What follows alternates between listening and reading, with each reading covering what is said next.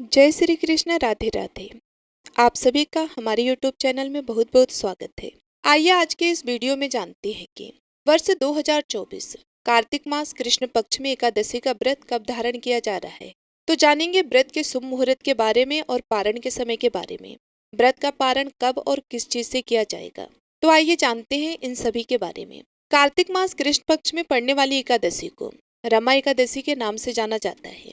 आप सभी भक्तों को रमा एकादशी व्रत के ढेरों सारी शुभकामनाएं। आप सभी के जीवन में लक्ष्मी नारायण की कृपा से आप सभी को सभी प्रकार के सुख और समृद्धि की प्राप्ति हो। एकादशी का व्रत भगवान विष्णु और भगवान श्री कृष्ण को अति प्रिय होता है। प्रत्येक माह के कृष्ण पक्ष और शुक्ल पक्ष की एकादशी तिथि के दिन एकादशी का व्रत धारण किया जाता है।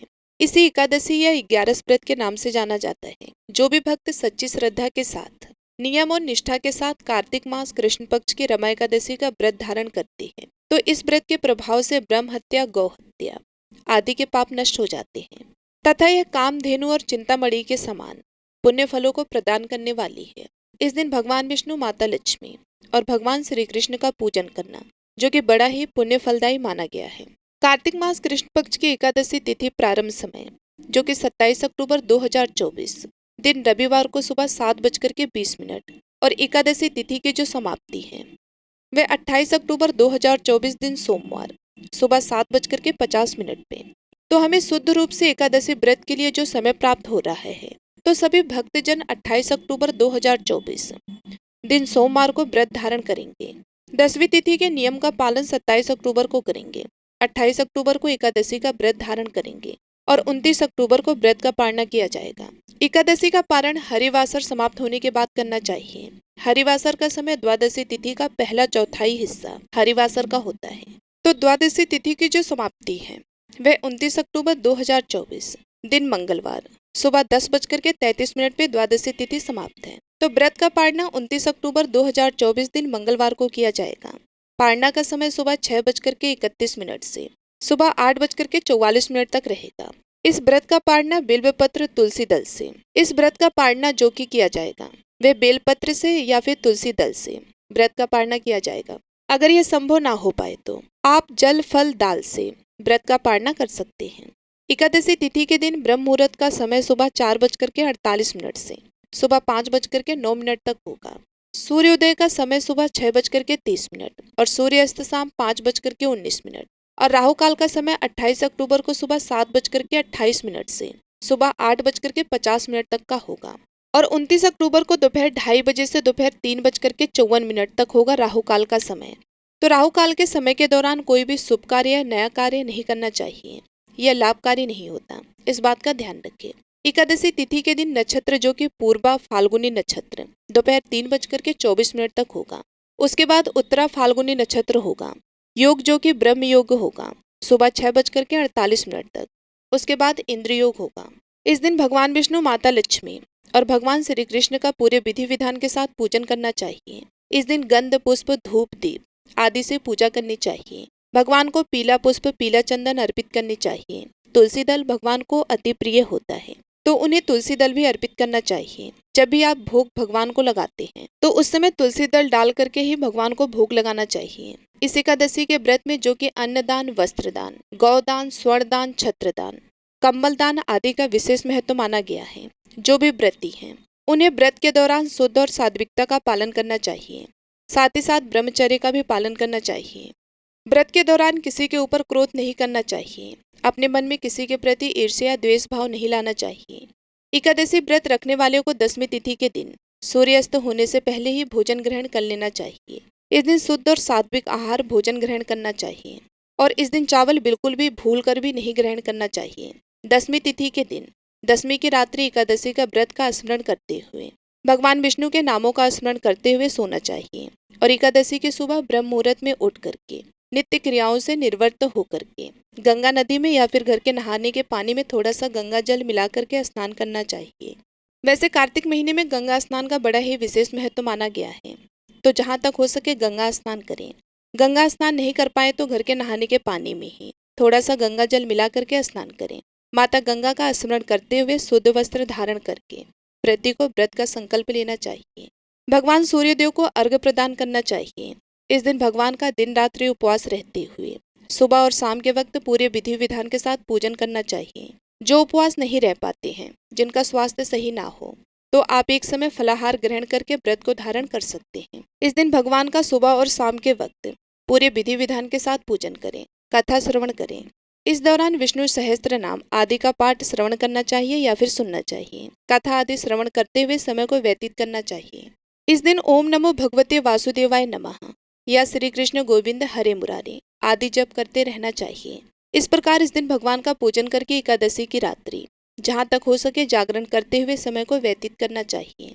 और द्वादशी तिथि को सुबह उठ करके स्नान करके शुद्ध वस्त्र धारण करके भगवान का पूजन कर लें, भगवान को आरती करें।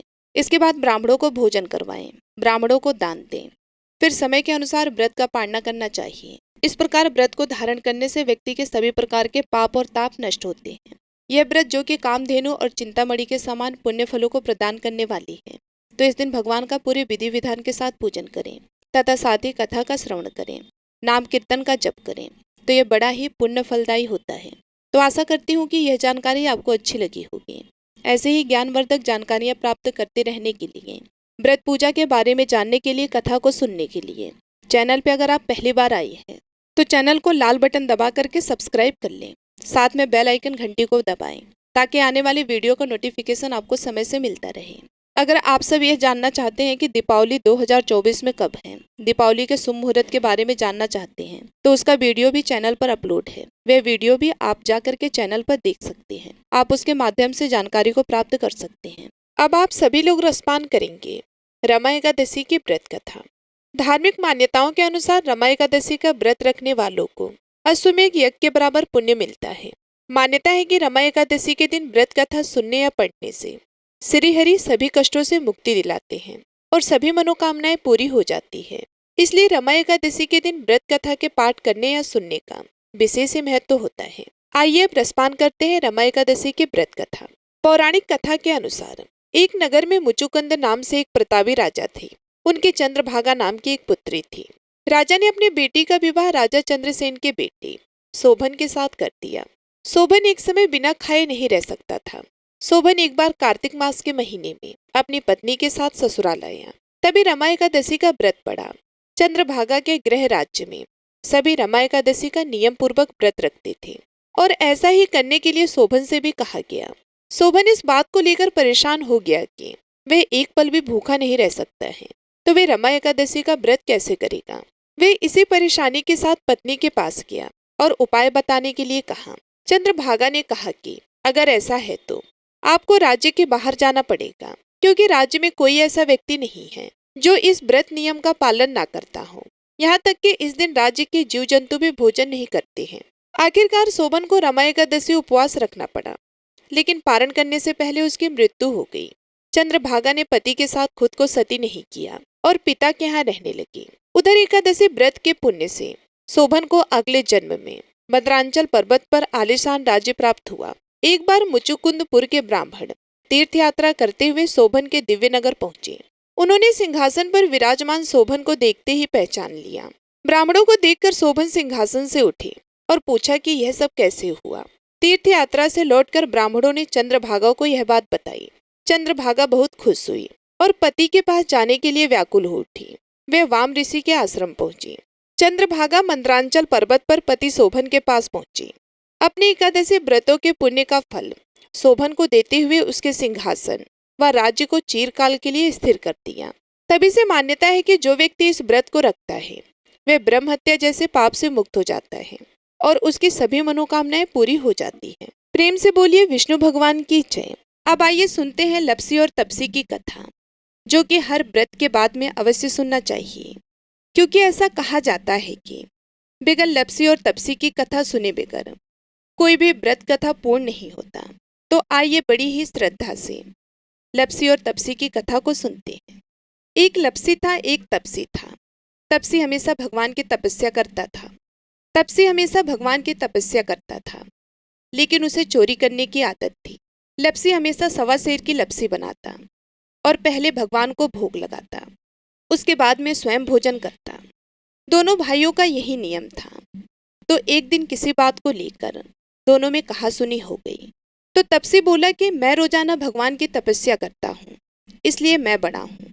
तो लप्सी बोला कि मैं रोज भगवान को सवा सेर की लपसी का भोग लगाता हूँ, इसलिए मैं बड़ा हूँ। ऐसा कहते हुए दोनों जोर जोर से लड़ने लगे।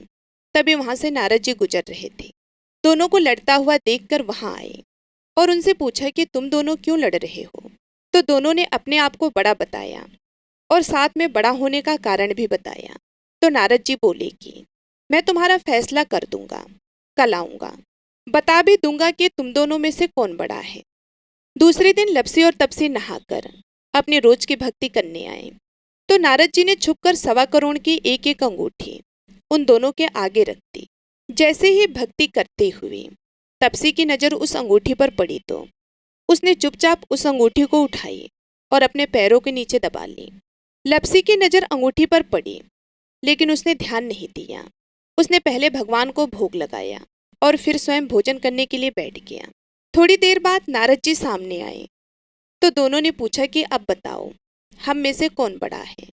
तो नारद जी ने तपसी से खड़ा होने के लिए कहा तो वे खड़ा हुआ तो उसके पैर के नीचे दबी हुई अंगूठी दिखाई दी। तो नारद जी ने तपसी से कहा कि तपस्या तो तुम रोज करते हो, लेकिन इतनी तपस्या करने के बाद भी तुम्हारी चोरी करने की आदत नहीं गई। ये अंगूठी मैंने ही तुम दोनों के आगे रखी थी। मैं ये देखना चाहता था कि तुम दोनों में से किसके मन में लालच है। तो तुझे तो अंगूठी दिखाई पड़ते ही झट से अपने पैरों के नीचे दबा ली। लेकिन लपसी का ध्यान अंगूठी पर जाने के बाद भी लपसी ने अंगूठी को नहीं उठाया और ना ही ध्यान दिया। उसने सिर्फ अपने भगवान जी में ध्यान रखा, उन्हें भोग लगाया और बाद में स्वयं भोजन करने लगा। इसलिए लपसी बड़ा है और तुम्हें तुम्हारी तपस्या का कोई भी फल मिलने वाला नहीं है। जितनी चाहे मर्जी तुम तपस्या कर लो, तुम्हें इसका कोई भी फल नहीं मिलेगा। तो तपसी को यह सुनकर बहुत ही दुख हुआ और वे शर्मिंदा होकर नारद जी से माफी मांगने लगा और कहने लगा, आज तक की मेरी गलती माफ करो और मुझे बताओ कि मेरी तपस्या का फल कैसे मिलेगा। आज के बाद कभी भी मैं चोरी नहीं करूंगा। तो नारद जी ने कहा कि यदि कोई गाय और कुत्ते को रोटी नहीं बनाएगा तो उसका फल तुझे मिलेगा। यदि कोई आदमी ब्राह्मण को भोजन करवा कर उसे दक्षिणा नहीं देगा तो उसका फल भी तुझे ही मिलेगा। अगर किसी को सूत वाली साड़ी अगर हम देते हैं, उसके ऊपर अगर भेंट स्वरूप कुछ रुपए नहीं देंगे तो उसका फल भी तुझे ही मिलेगा। अगर कोई व्यक्ति दिए से दिया जलाएगा तो उसका फल भी तुझे ही मिलेगा। अगर कोई औरत आंगन लीप कर चौका नहीं लीपेगी तो उसका फल भी तुझे ही मिलेगा। यदि कोई व्रत कथा में सारी कहानी सुन ले लेकिन तुम्हारी कहानी ना सुने तो उसका फल भी तुझे ही मिलेगा। उस दिन से हर व्रत कथा और कहानी के साथ लपसी और तपसी की कहानी कही और सुनी जाती है। उम्मीद करती हूँ कि आज की ये जानकारी आप सभी लोगों को बेहद ही पसंद आई होगी। यदि हमारी वीडियो, हमारी जानकारी आप सभी लोगों को अच्छी लगी तो वीडियो को लाइक करके चैनल को सब्सक्राइब करना बिल्कुल भी मत भूलिएगा। साथ ही कमेंट बॉक्स में विष्णु जी की जय जरूर लिखिएगा। मिलती हूँ मैं आप सभी लोगों से अगले वीडियो में। तब तक के लिए धन्यवाद।